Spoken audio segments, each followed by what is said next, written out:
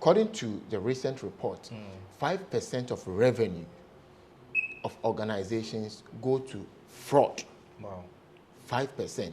That's so very worrying. That is very, very worrying. And, you know, we would have to sit back as institutions and look for very comprehensive, you know, fraud risk management, you know, strategies to bring that percentage down. I know fraud cannot be brought down to 0%. As for that one, it is established. But we should be able to mitigate the fraud. Okay, great. So just briefly educate us, what are the key tips that people should look out for to sort of identify and how to report fraud? I know the Bank of Ghana is doing their bit. The E-Crime Bureau is also around. I know Mr. Bosiako's organization as well is also doing really well. So just give us a few tips. Okay, so before I even come to the tips, I must say that we have come a very long way as a country. In fact, we have seen a concerted effort to mitigating the fraud. The regulatory institutions like Bank of Ghana, Securities and Exchange Commission, and the rest have come up with even policies and, you know, measures to help the ecosystem. The law enforcement agencies have also been trained, and they are currently ongoing trainings for them. So they are doing a lot at their side.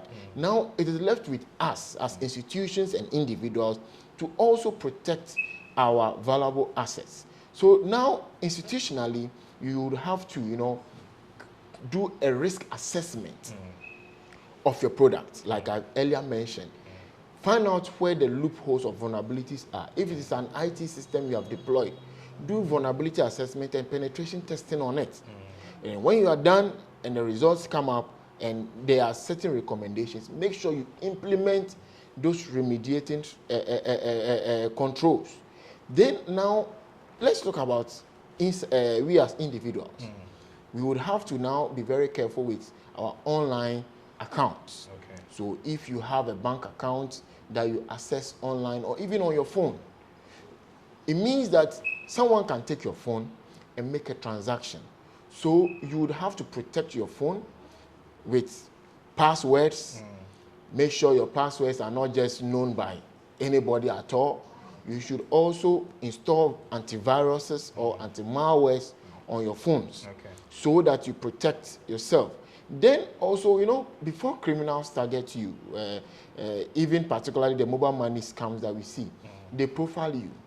And where they get the information from is on social media or any other platform that you exhibit yourself. So be very careful the kind of information you share out there. Be very careful. Don't share any and everything you see about yourself out there. Otherwise, criminal would capitalize on that and use that to defraud you. And please, those of us who like purchasing things online, we would have to be very careful the kind of vendors or shops we purchase from. Let's do our background checks on them very well.